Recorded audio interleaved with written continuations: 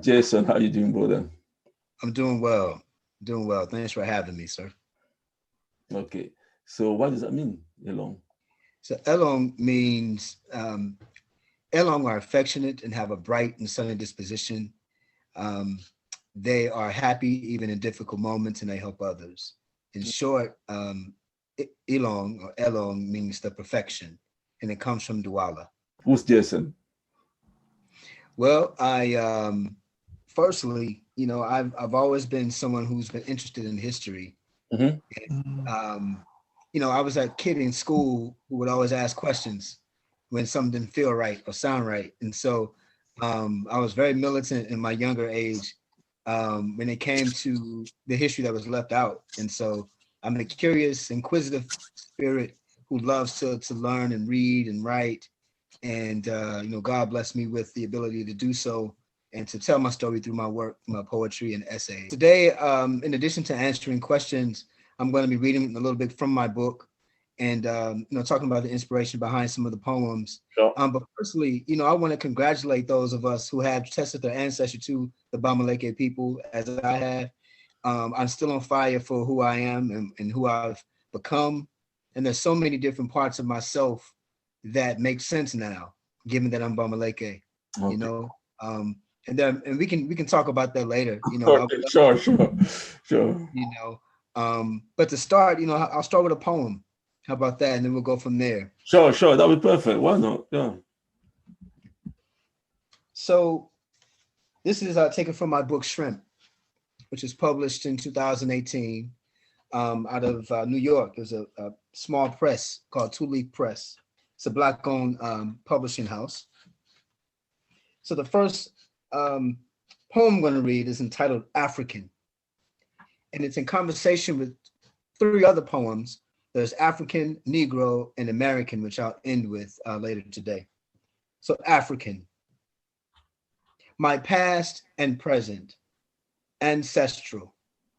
The mask looking back at me from the mirror. And so I wrote that poem because I've always considered myself an African person.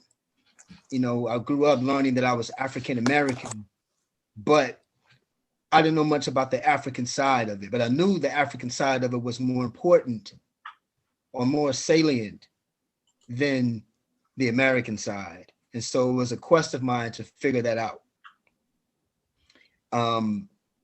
I studied anthropology in college, but prior to that, I'd always watched National Geographic as a child, and I was enamored with culture just in general. Mm-hmm. And so when I got to college, I made a career of studying culture, and I wanted to know about my own culture. And so through the genius of science, I was able to trace my ancestry to the Bamileke people using African ancestry, and my world has been just upside down ever since in a good way. And so I wrote African before I knew who I was. And it makes so much sense now when I think about them in conversations with the other poems in the book. When I look in the mirror, I see, my past, literally. I look at, I see, versions of you, Montcalm. I can see like in your eye structure. I can see my eye structure, or just different small details about the phenotypical trait of the face or the body. Mm-hmm. I noticed that. And so it's now that I can put a finger on what that is. I feel pride. I feel immense pride. I feel a sense of reconciliation. Yeah. And I feel a new beginning. Mm-hmm. Now that I know who I am and where I come from, I have to relearn my culture. I made Ndola for the first time. Now I'm on a plant-based diet. Yeah. So I made a vegan version of Ndola. Uh-huh. We celebrate Kwanzaa in America as a way to commemorate our African ancestry. And so my wife and I celebrated Kwanzaa. And for the feast on the 6th day, I made Ndola. And we had palm wine and Coca-Cola as we did at our wedding. And so I read, now keep this in mind.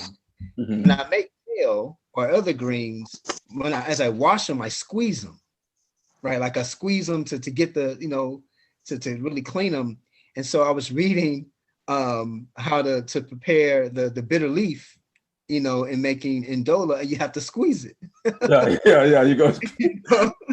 And so those little nuances are really, it's just really spectacular to know that these are things that I've always, you know, and it wasn't passed down to me to squeeze my greens as I clean them. It's just something I did. And my wife always teased me about it, you know, but now I know why I do it.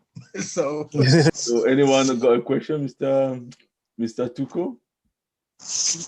Not right now. Okay. You know, but I can definitely relate to a lot of things that he's saying, because just little things that I do, or mannerisms that I see in family members, it just, I'm like, wow, this is definitely, like, for instance, I used to always do this, that I used to do that. Like, there's a time I took my kids to the zoo and they had like this little tunnel, and I make that noise. Or whenever we like in a place where it's like the echo is really loud or really good, I do that, and come to find out, like, that's part of the culture as well. You know what I mean? Exactly. So being called only black is like not having a culture. So what does that mean?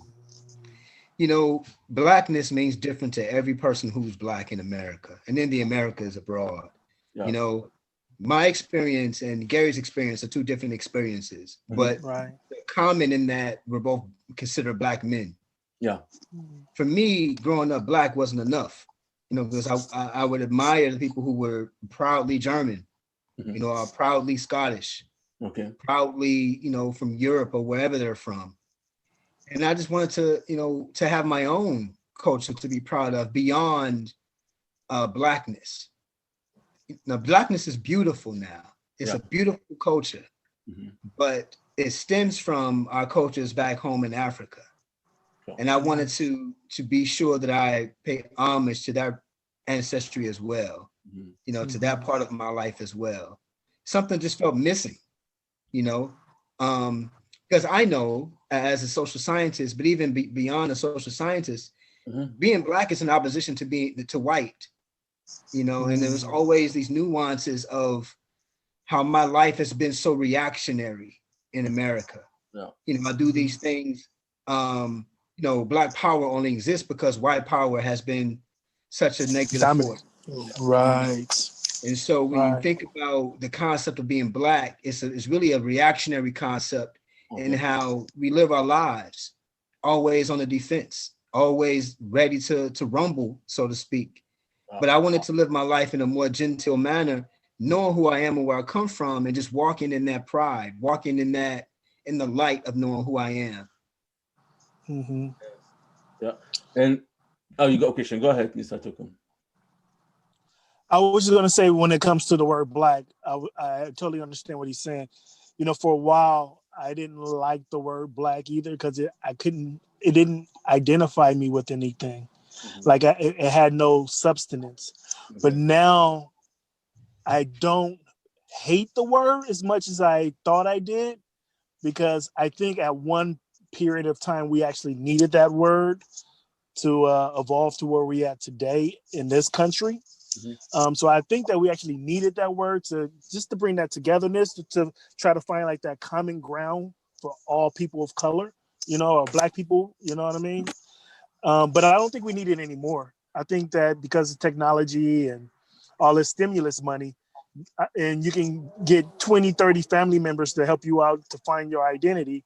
No one has to, you know, bear the burden of spending $300, almost $400 and finding your DNA. I don't think it's an excuse anymore for people not to be able to find their culture or find where they come from.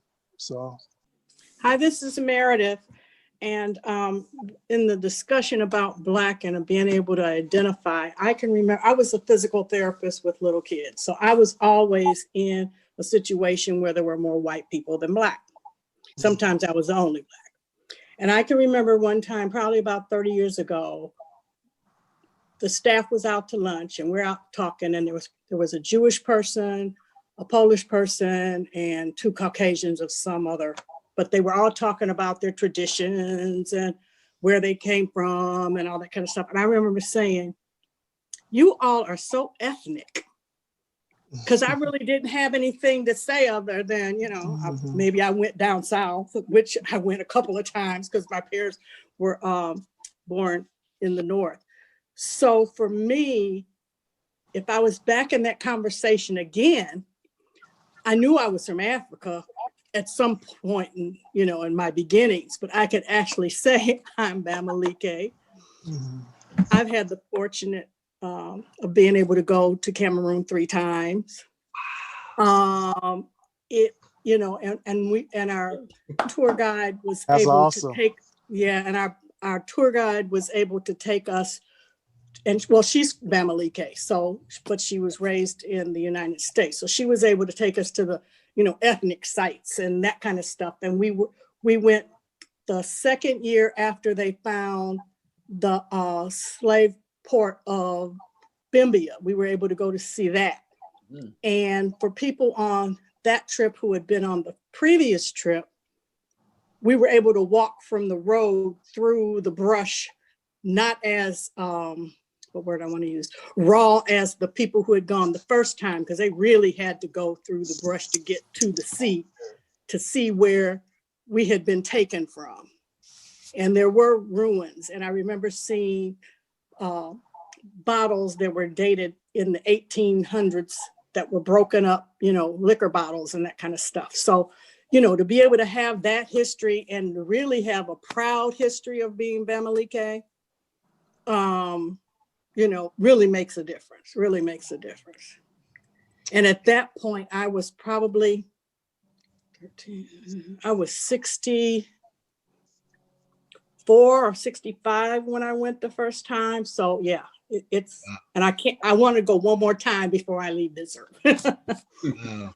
Yeah. So, may I ask, did you go with Sister Ada Brown? Yes, I know Yeah. your name because she told us about your book. Really? She put on the website, because I knew your name, and I was looking for in some of the papers I had, I was looking for you as being one of the people that I'd gone with. And then then when you said you were going to present your book, I said, that's where I heard his name from. She told us on a website about your book. Wow. I had to give her a hug. She's such a jewel. Yes, She is. organized my naming ceremony for me. Uh-huh. Yeah. Yeah. That's awesome. Okay.